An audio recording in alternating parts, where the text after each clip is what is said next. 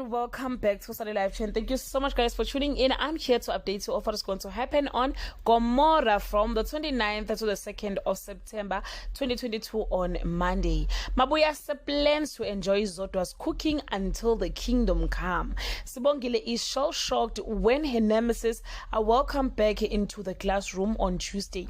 Sonto wants a family member to run her tax business. Bakang and Mazeti embark on a quest to hunt a target. Bongani puts Mabuyase in his place on Wednesday. Sonto makes an announcement that puts the family at loggerheads. Sibongile walks the straight and narrow. Sonto gets questioned about Qhoqhoqho's murder on Thursday.